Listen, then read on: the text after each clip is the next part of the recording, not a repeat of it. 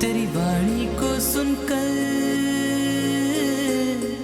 अब होते हैं सवेरे। सिंह निष्कृत व्रत की साधना आराधना बहुत आनंद के साथ में चल रही है। वहीं मनोज जी चौधरी हैदराबाद लघु सिंह निष्कृत व्रत की सदग्रस्त श्रावक इस साधना आराधना को 80 दिन की साधना आराधना को बहुत आनंद के साथ में कर रहे हैं और पर्वराज पर्यूषण पर्व द्वार पर दस्तक दे रहा है और कल पहला दिन है। प्रथम पायदान है उत्तम क्षमा। उत्तम क्षमा यानी मन की गांठ खोलो, दुश्मन से जय जिनेंद्र एक बार बोलो। क्रोध से प्रीति का नाश होता है। अंतर्मना का स्पष्ट रूप से कहना है। अंतर्मना वाच में अंतर्मना लिखते हैं, क्रोध से प्रीति का नाश होता है। क्रोध अज्ञानता से शुरू होता है और पश्चाताप पर समाप्त होता है। क्रोध बुरा नहीं है, बैर की गांठ बुरी है।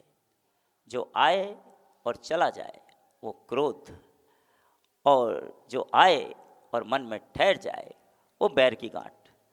गांठ बुरी है, फिर वो धागे की हो या गन्ने की हो, गले की हो या मन की हो, अति दुखदाई है।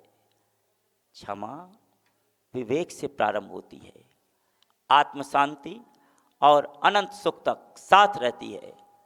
गलती होने पर माफ़ी मांगना और किसी से गलती हो जाए तो माफ़ कर देना ही उत्तम क्षमा धर्म है। पहली बात तो हम गलती को स्वीकार कर ही कहाँ पाते हैं। गलती हो जाए तो स्वीकार कर लो, मुझसे गलती हो गई है, कोई बात नहीं, बात वही समाप्त हो जाएगी। लेकिन स्वीकार करना ही कठिन हो जाता है। क्रोध के दो ही समाधान हैं, एक तो क्रोध में जवाब नहीं देना और मन की अशांति में निर्णय नहीं लेना, और तीसरी बात, जब मन अत्यधिक प्रसन्न हो तो किसी से कोई प्रॉमिस मत करना, नहीं तो राजा दशरथ वाला हाल होगा, राम को वनवास जाना पड़ेगा। ध्यान रखना, अति प्रसन्नता में वचन नहीं देना।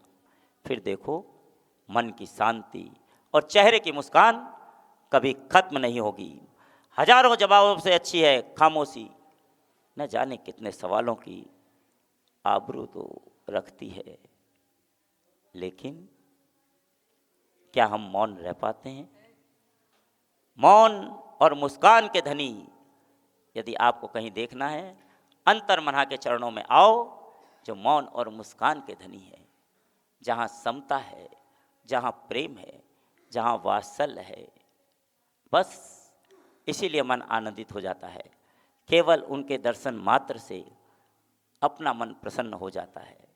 इसलिए जहाँ से भी दर्शन हो, दर्शन करते रहो, नहीं तो उनकी जब भी पारणा होगी आपको दर्शन जरूर होंगे।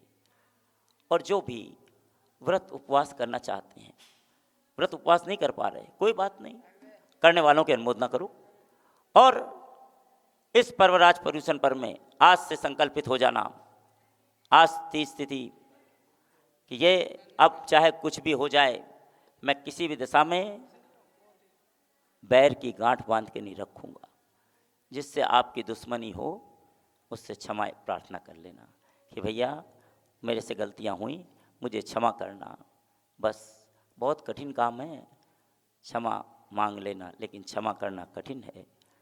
क्या ऐसा नहीं होता, सास ने बहू को कुछ कह दिया या बहू ने सास को कुछ कह दिया या देरानी जेठानी ने कुछ आपस में बोल दिया या पत्नी ने पति को कुछ बोल दिया, तुम उस बात को लिए बैठे रहते हो कि नहीं रहते हो? कितना समय बीत जाता है, लेकिन फिर भी तुम बैर की गांठ नहीं खोल पाते। अरे कमाल की बात, जो बात हो गई उसको वहीं SORRY सॉरी बोल दो, और सॉरी बोल के उस बात को वहीं समाप्त कर दो और आनंद के साथ मुस्कुराते हुए जीवन में आगे बढ़ चलो। क्योंकि यह बैर महादुखदाई है, बैर न बैर मिटाता है। कमठ ने पारसनाथ के साथ में यही तो किया, लेकिन पारसनाथ ने कभी भी रिप्लाई नहीं दिया। तुम्हारे पास जो है तुम दो, मेरे पास जो होगा मैं दूंगा। मेरे पास मौन है और मुस्कान है, मैं मौन और मुस्कान दूंगा। तुम क्रोध कर रहे हो, करते रहो, तुम बैर की गांठ लिए बैठे हो, बैठे रहो। मेरे पास क्षमा है, मैं तुम्हें क्षमा करता रहूंगा। प्रभु से यही प्रार्थना करूंगा, प्रभु उसको सद्बुद्धि दे, उसका भी कल्याण हो। मैं किसी का बुरा नहीं चाहता, मैं हर एक प्राणी का भला चाहता हूँ। सुखी रहे सब जीव जगत के, कोई कभी ना घबराए। बैर भाव अभिमान छोड़, जग नित्य नए मंगल गाए। आओ अपने जीवन में मंगल गुणों का गान करें। मंगल गुणों का गान करेंगे तो आप शिखर जैसी ऊंचाइयों को चढ़ जाएंगे, पारसनाथ के स्वर्णभद्र कोट तक पहुंच जाएंगे, और फिर आप एक दिन स्वयं भी आत्मकल्याण करते हुए स्वयं पारस हो जाएंगे। बहुत आनंद के साथ में विमलनाथ भगवान के चरणों में इस अर्घ को समर्पित। जियो और जीने भी दो, अहिंसा